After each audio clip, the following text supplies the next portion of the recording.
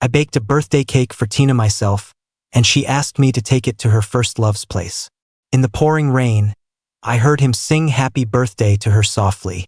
She let him make the wish. After coming home, I had a 41-degree fever, and she hung up on me directly. "Don't bother me, I'm with Simon." Before I passed out, a neighbor broke in and saved me. This time, I handed her the divorce papers myself. Tina called while I was making her birthday cake. "Hey, Tina, you're done? The cake Gary, is the cake ready? Just bring it to this address." She cut me off. A location ping popped into the chat coldly. "Bring it there? Where? Didn't we agree you'd come home tonight and we'd..." "Changed plans," she interrupted impatiently. "We'll celebrate at Simon's instead. It's more convenient for him. Simon, that's her first love. The memory she can't erase. The obstacle in our marriage we can't get around." On our wedding night, she got a weak-sounding call from Simon saying he was alone and scared. Without hesitation, she dressed and left after saying, "Simon needs me," disappearing into the night. She forgot my own health issues like my sensitive stomach. She used to take care of me so considerately when I wasn't well. That's why I decided to be with her. But that night's suit became the most ironic tribute of my 3-year marriage. No closeness, just day after day of coldness and her disappearing act every time Simon needed her. "Aren't you done yet?" She seemed oblivious to my silence, or maybe she just didn't care. She texted me Simon's address without another word. She hung up abruptly, leaving the dial tone taunting me. The location was on the other side of town. It was raining so hard I didn't dare to drive, so I had to catch a cab. However, it felt like the universe was out to get me. Every cab was full. By the time I finally got a taxi, I was already wet from the rain. When I arrived, I grabbed the cake box, took a deep breath, and opened the car door. Cold rain drenched me immediately, making me shiver. My jacket was heavy and freezing now, sticking to my skin and chilling me to the bone. I ran, protecting the cake from the rain. As I reached the door and was about to ring the bell, I heard voices inside. "Happy birthday to you," sang Simon. "Okay, I sang my birthday song. Now I get to make a wish. Why do you make the wish every year on my birthday?" Tina's tone was one I'd never heard before, soft and teasing, laced with a smile. "I don't care. I need more wishes for myself. And your wishes are mine too. Tina, fine, all my wishes for you." I froze there, the laughter from inside piercing through the cold rain and heavy door, stabbing my ears. "Oh, where's the cake? Hasn't Gary brought it yet?" Simon asked with a hint of fake confusion. "He should be close." I reminded him. Tina's voice was back to her usual calm, but a trace of patience remained. "It's pouring outside. It's understandable if he's slow." Slow? Turns out, in her eyes, I was just the servant who took his time delivering a cake. Nothing more than that. Suddenly, all the strength in my fingers vanished, and the cake box I'd protected all the way dropped to the rain-soaked steps with a thud. I spun around, stumbling away into the torrential rain like I was escaping a plague, not looking back once. Back home, after closing the door, exhaustion hit me hard, making even the effort to undress unbearable. Everything went black and my ears buzzed. This can't go on. Desperation drove me to find my phone. Water on my hands made the fingerprint unlock fail repeatedly, and my blurred vision couldn't quite catch the contacts. I tapped on the all-too-familiar name Tina by sheer memory. The long ringtone felt like a hammer strike to my ears, each one pounding deeper. Just when I thought no one would answer, came her voice. "Hello? Why hasn't the cake been delivered?" "Tina, my voice cracked terribly. I feel awful, my head. It hurts. I'm so cold. Can you, please?" I struggled to finish, to ask her to take me to the hospital, but a violent cough stopped me, racking my body, leaving only painful gasps. Silence. Then Tina's voice came back, noticeably annoyed. "Gary, stop playing games. Okay? You don't want to bring the cake? Just say it. No need to make stuff up. Thank goodness, Simon, and I didn't wait for you." The busy signal droned on, cutting off my last thread of hope. Before I completely blacked out, only my own labored, Weakening breaths echoed in my ears, growing fainter. 41 degrees. Lung infection. Acute pneumonia. Unconscious. If a bit later, the snippets of conversation were distant, carried by a professional calm, tinged with subtle relief. It's like my consciousness was struggling up from a cold seabed. I fought to open my eyes, focusing slowly after several seconds. An unfamiliar, concerned woman's face emerged, young, wearing a crisp lab coat with thin framed glasses. Her eyes were steady and gentle. Seeing me wake, she visibly relaxed, leaning in slightly, her voice soft.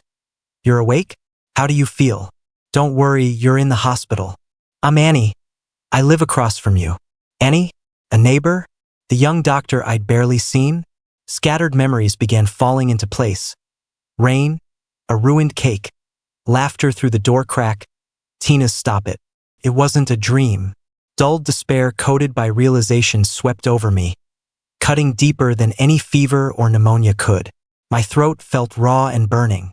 I tried to speak, but only a hoarse breath escaped my mouth. "Don't talk yet," Annie quickly advised. She naturally dipped a cotton swab in warm water and gently moistened my cracked lips.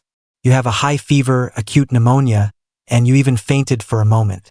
Luckily, I heard something unusual outside your door last night. I knocked but got no response, so I knew something was off and got the property manager to force the door open." She paused, her eyes behind her glasses expressing relief. "A little later, and who knows what could have happened. You're okay now. Just rest and leave the rest to me." Her calm tone and professional care helped soothe my frayed nerves. Under Annie's attentive watch, I got through the critical period, and the fever gradually subsided.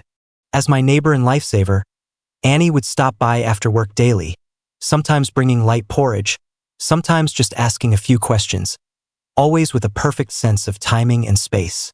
Once, she brought a small bunch of fresh sunflowers and placed them in a glass bottle on the windowsill. Their golden faces turned toward the sun, adding a touch of life to the icy hospital room. Looking at the flowers and then at me, her eyes carried a complex emotion. "Gary, she said softly, sunflowers always chase the sun. People should always grow toward warmth, too." Her words carried an implied meaning that gently stirred something in me. During this time, Tina never showed up. The day I was discharged, Annie drove me home. Back at my cold, empty apartment, Annie helped tidy up a bit and reminded me to take my meds and rest well. "Thanks, Annie." Leaning against the door frame, still weak but feeling a bit brighter thanks to those sunflowers, I said, "You've been a big help through all of this." "No problem, just lending a hand," she replied with a warm smile, grabbing her coat to leave. "Get some rest, and call me if you need anything. I'm right next door." Just as she was turning to leave, I took a deep breath and called out, "Annie." She stopped and turned back, her gaze inquisitive. Looking into her calm and reliable eyes, I found no pity, only a reassuring steadiness. My voice was soft but unusually clear and firm. "Annie, I need your help with something." "Sure," she responded immediately, standing up straight.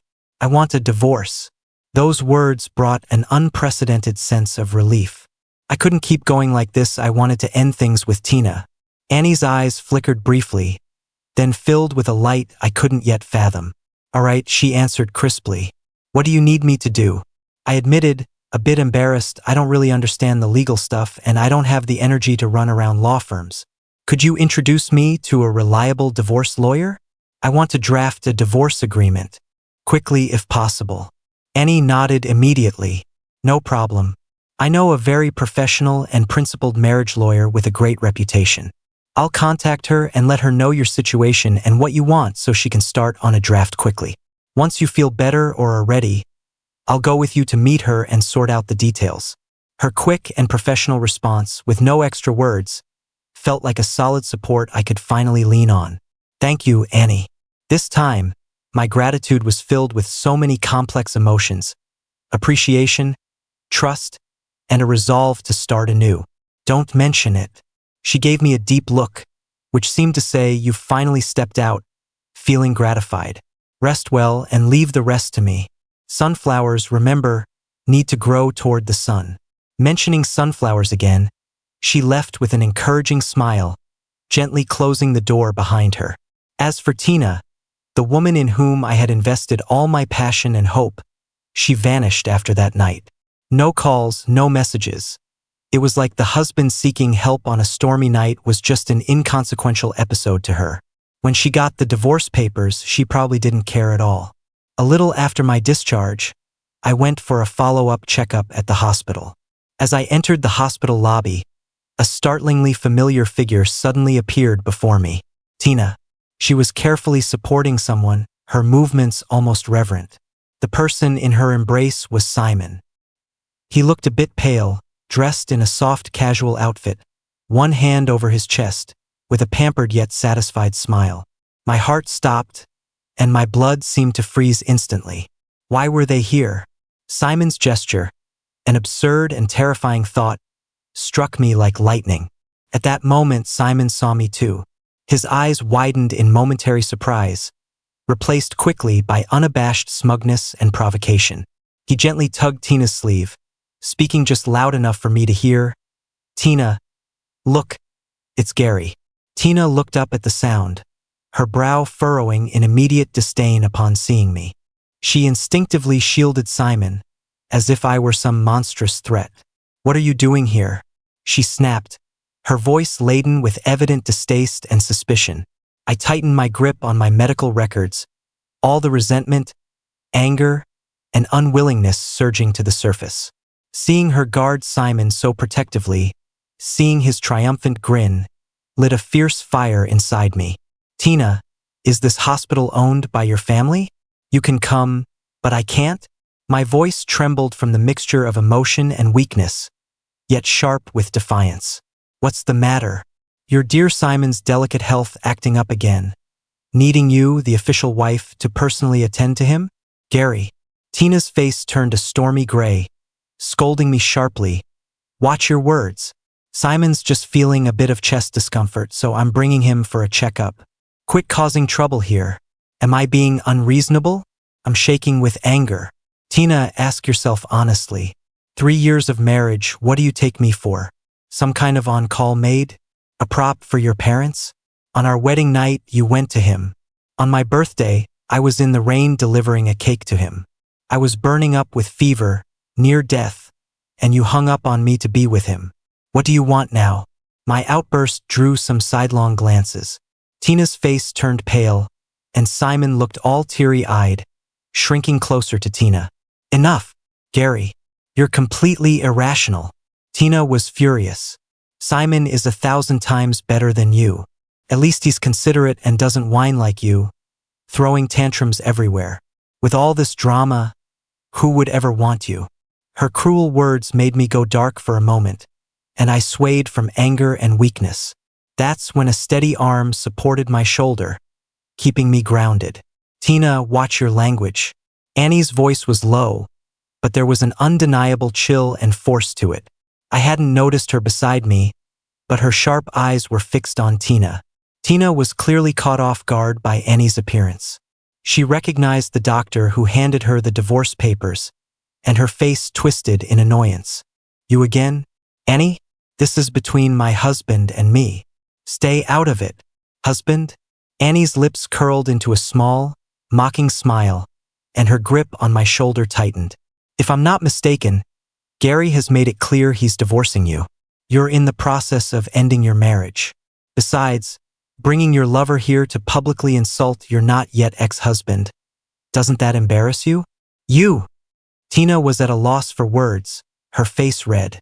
Simon felt the disdain in Annie's gaze, his face changing colors.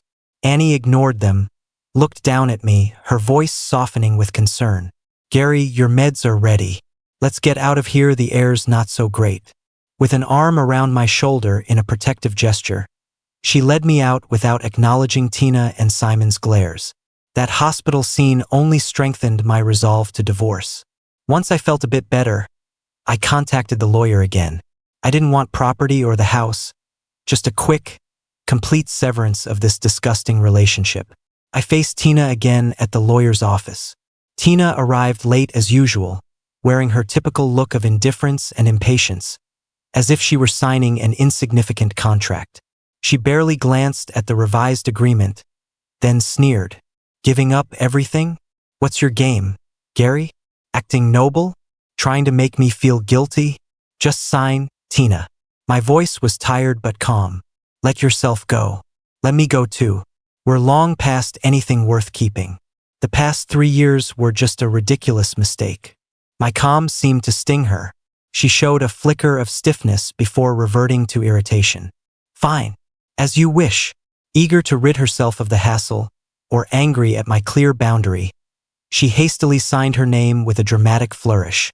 The scratch of the pen on paper severed our last, imaginary tie, marking the official end of our cold 3-year marriage. The lawyer gathered the documents, confirmed everything, and I stood, eyes on the lawyer. Johnny, does this mean that legally we're no longer married? Yes, Gary. All the paperwork is complete. Your marriage is officially dissolved. Thank you, I murmured, as if verifying a mundane fact, then turned away without looking at Tina, heading straight for the door. Outside, a familiar car pulled up. Annie stepped out, having perfectly timed her arrival, waiting for me. Is it done? She asked, her eyes gentle with subtle concern. Yeah, completely done. I nodded, feeling a lightness in my smile that I hadn't experienced in months. Tina followed out, catching sight of Annie and me smiling at each other. Her face darkened, signing frustration turning into malice. She stepped forward, gaze darting between us, a mean-spirited smirk forming. Oh, that's what's happening. You ditched everything so quickly because you already have a replacement lined up? Quick work, Gary. Annie? She intentionally elongated her name with mocking emphasis. So you're playing the helpful neighbor, huh? Her vile words dripped with insult. I shook with anger, ready to retort, but Annie stepped between us first. Standing straight, she looked directly at Tina, exuding a cold presence that made Tina take an involuntary step back. Annie wasn't just the warm neighbor doctor now, she felt like a guardian. Tina. Annie's voice was firm, resonating in the street with unyielding authority. Watch your tongue. Gary is no longer legally tied to you. His life is none of your concern, let alone yours to disrespect. As for me, she paused, looking at me with unveiled, steadfast emotion, then turned back to Tina. I've been waiting a long time, waiting for the chance to stand by him openly and protect him from getting hurt again. The opportunity you wasted, I'll make sure to cherish. She put out her hand, signaling Tina to leave, firm and undeniable. So, please, take your dirty thoughts and stay away from him. Otherwise, I won't mind teaching you a thing or two about respect and consequences. She made that gesture again, and it completely rattled Tina. She probably never imagined that this seemingly gentle doctor could have such a fierce side. And she definitely didn't expect Annie to say something so blunt in public. Tina looked troubled, her lips moving like she wanted to say something harsh, but under Annie's cold, piercing gaze, she just huffed, looking embarrassed and a little scared, and then turned and hurried away. Watching her hurried figure fade away around the street corner, I finally began to relax, a mix of feeling wronged and scared overwhelming me, and I couldn't stop my eyes from welling up. It's over now. Annie turned to me, her eyes softening. She gently patted me on the shoulder. It's all in the past. I'm here now. Annie was there to help the entire time I was moving out of the apartment. She was quick and thorough, packing things up neatly and getting to the heavy stuff before I could. She even wrapped fragile items in thick padding.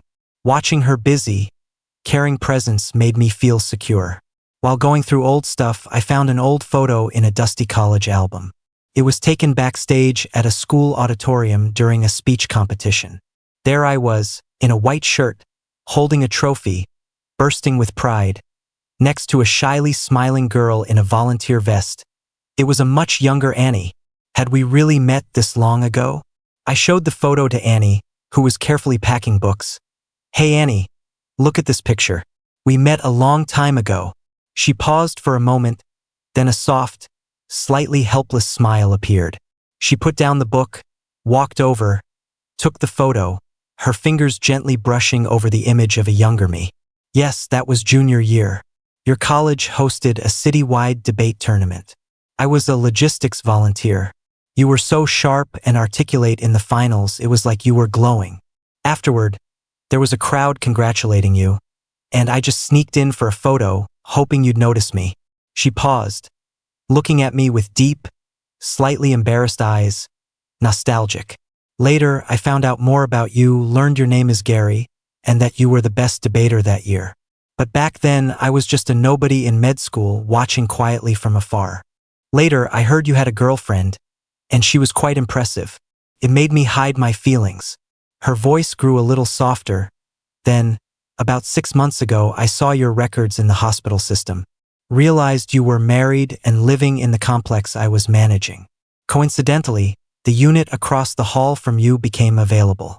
Her gaze was steady and honest. I'll admit, I rented it with a bit of selfish intent.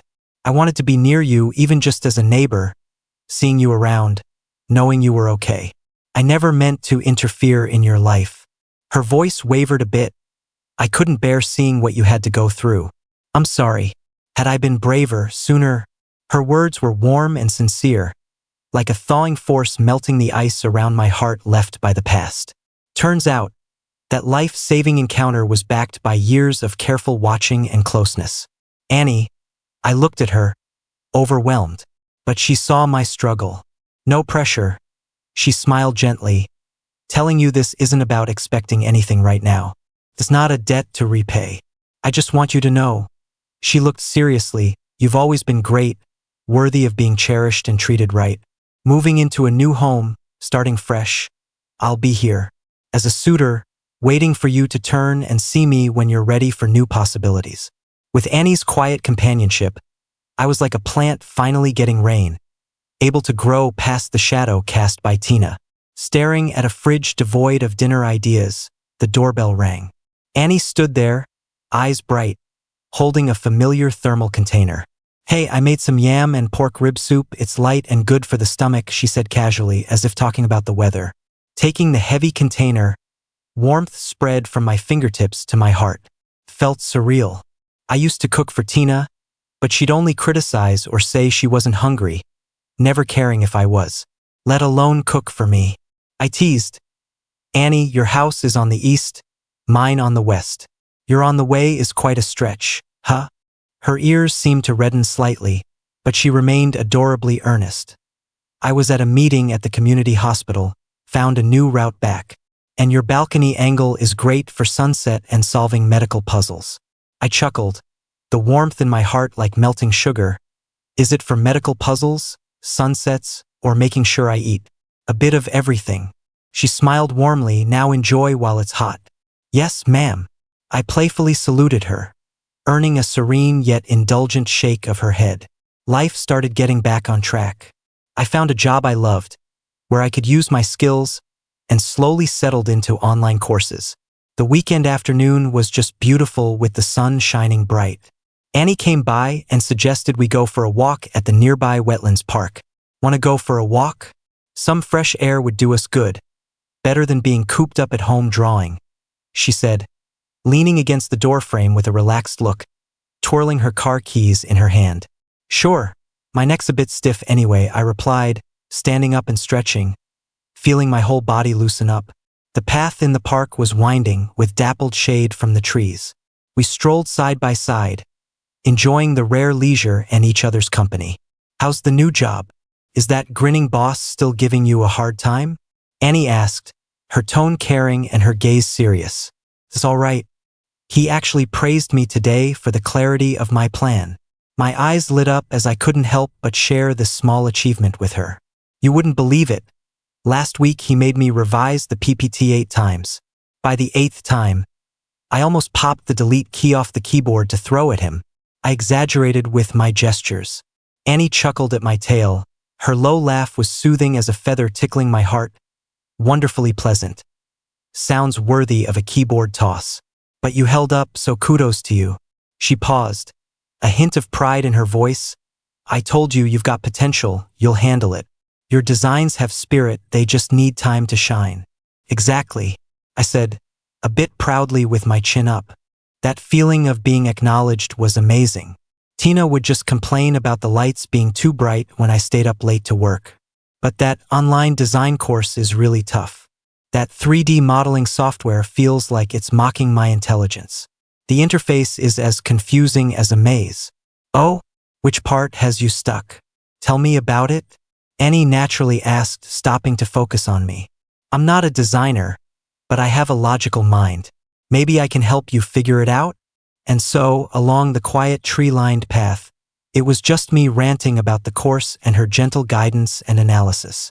Her way of listening, treating it as something incredibly precious, worlds apart from Tina's impatience, where she always seemed to think I was wasting her time by talking. Looking at her, something quietly and completely collapsed in some corner of my heart, soft as mush. One night, I worked late and came home exhausted, only to find the hallway's motion sensor lights out. It was pitch dark, with only a weak glow coming through the window. The darkness immediately brought back unpleasant memories of a cold, rainy night, struggling alone in the dark and despair. My heart clenched and I unconsciously tightened my grip on my bag.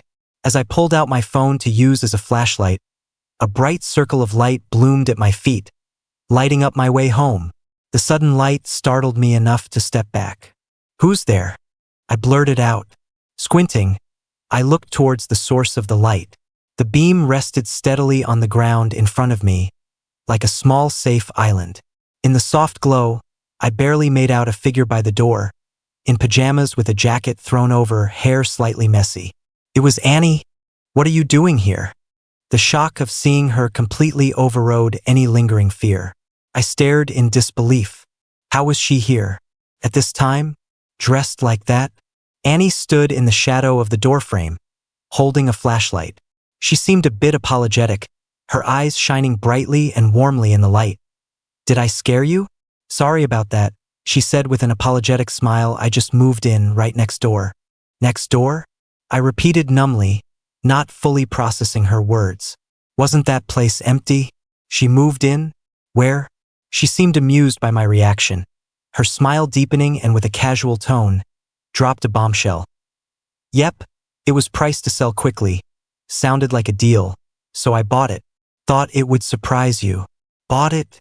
Those words went off like a bomb in my head. I gasped, freezing up, staring at her in disbelief. "Buy a house? Just to surprise me?" The information hit like a tidal wave, sweeping away any remaining fear, leaving just overwhelming shock and warmth. Turns out, someone could always be there when you need light. This crazy direct gesture, this small but heavy surprise, was something I never dared to hope for in 3 years of marriage with Tina. I opened my mouth, but no sound came out. The key was still in my hand, the lock clearly visible in the flashlight's beam, but I was frozen. After a few seconds, I found my voice. "Did I wake you?" Sorry. "Nope, just up to get some water," she said nonchalantly, the flashlight beam steady on my lock, helping me see every move. As I opened the door, I noticed a familiar thermal bag on the ground. I picked it up and saw a sticky note with her neat, comforting handwriting. "Know you've been working late, something warm for your stomach. Rest well. Annie." Inside was a bowl of still warm red date millet porridge. I turned back to see her still standing at the door, holding the flashlight. "Annie." My voice cracked a little, clogged with 1,000 words that turned into just a simple, "Thank you for the porridge." "You're welcome. Get inside, it's cold, and drink while it's hot." "Okay." I nodded vigorously, about to step inside, but paused. A strong sense of reluctance and anticipation bubbled up. I turned back to her, a hint of excitement and shyness I hadn't noticed in myself, asking softly, "So, see you tomorrow?" Annie seemed a bit taken aback. Then, with a voice full of warmth, "Yeah, see you tomorrow, I'm waiting." Such simple "I'm waiting" felt sugary sweet. I quickly said, "Good night," almost darting inside, closing the door, leaning against it, unable to suppress a smile. The warm porridge seemed to carry that sweetness too. Only after I shut the door, a moment later, did I hear her door close softly. The hallway fell silent again, darkness reclaiming its hold. But this time, My heart was full of anticipation for tomorrow.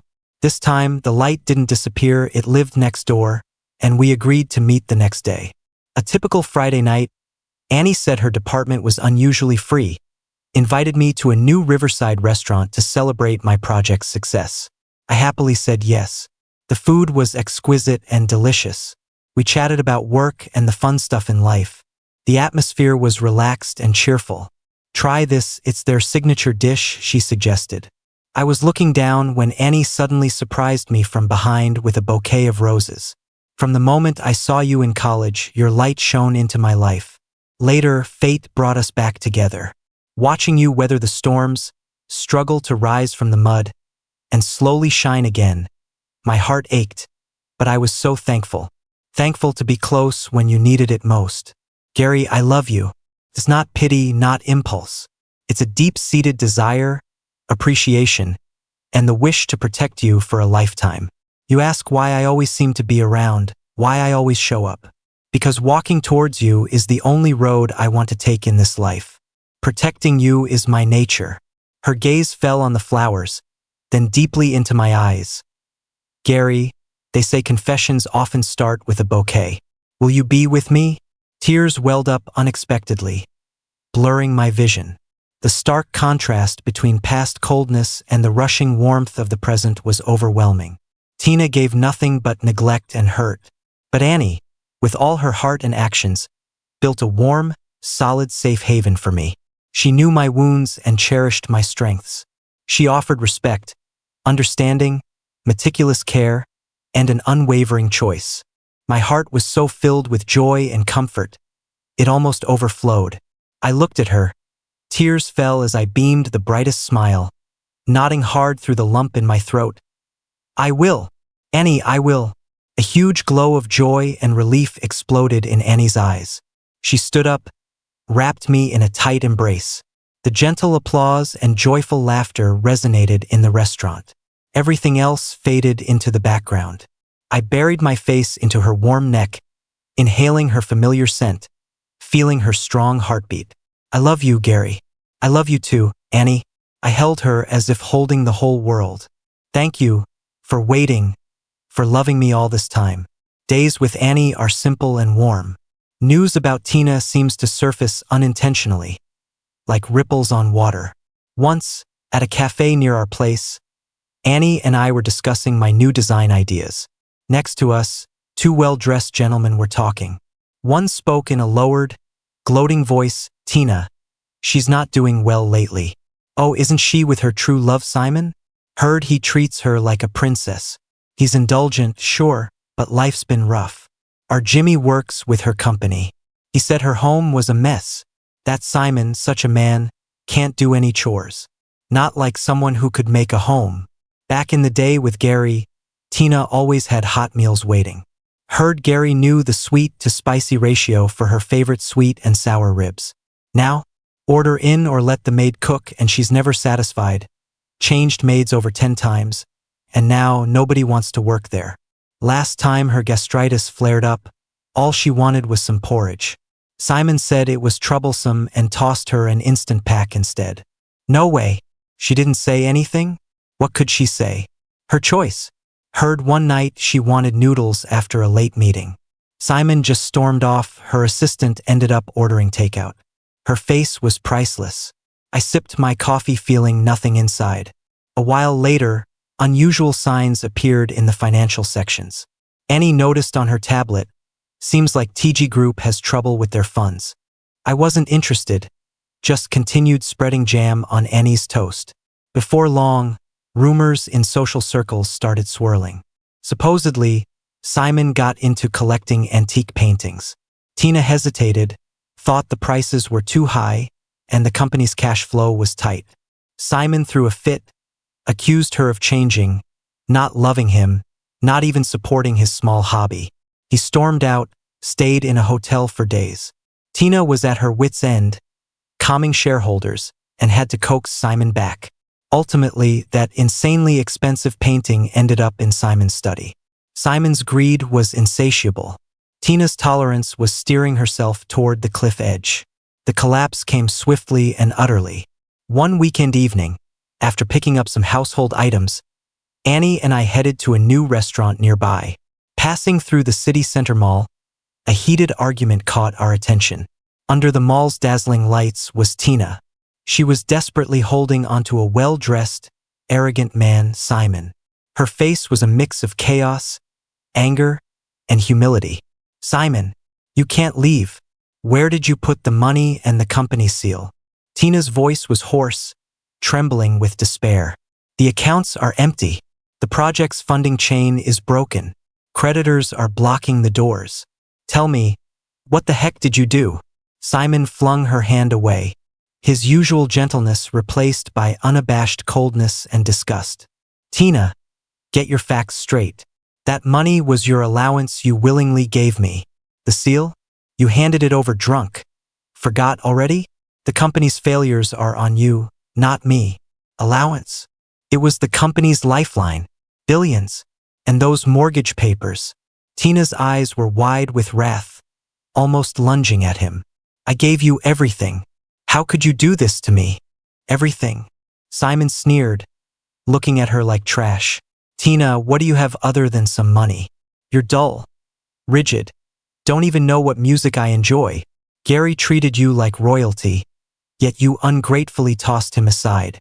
His words cut into Tina like knives.